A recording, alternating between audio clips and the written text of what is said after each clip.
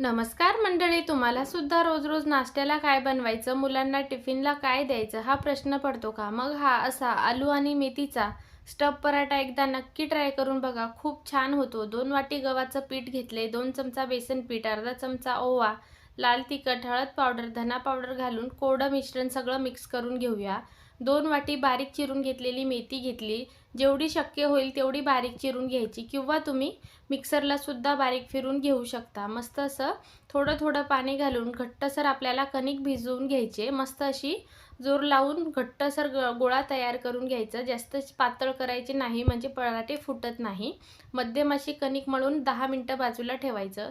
बटाटे उकळून घेतले, एक मोठा कांदा, भरपूर कोथिंबीर आणि सगळी सुकी मसाले, चवीपुरतं मीठ, गरम मसाला घालायचा म्हणजे पराठा छान होतो चवीला. किंवा तुम्ही याच्यात 1 चमचा पिझ्झा सीझनिंग सुद्धा वापरू शकता. मस्त अशी स्टफिंग तयार झाली, बाजूला ठेवूया.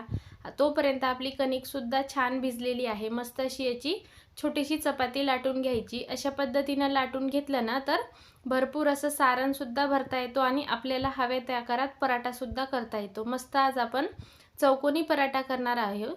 तुम्हाला गोल किंवा दुसरा कुठलाही शेप करायचा असेल तुम्ही तुमच्या आवडीनुसार करून घेऊ शकता. मस्त असं भरून घेतले. भरपूर अशी स्टफिंग भरल्यानंतर सुकं गव्हाचं पीठ लावून आपल्याला हलक्या हाताने लाटून घ्यायचे. जेवढं कमी गव्हाचं पीठ लावता येईल तेवढं कमी लावून घ्यायचं म्हणजे पराठा दिसायला छान दिसतो. मस्त असं बघा मी चौकोनी लाटून घेतलंय. तुम्ही हव्या त्या आकारात बनवून घेऊ शकता. तवासुद्धा छान गरम झालाय.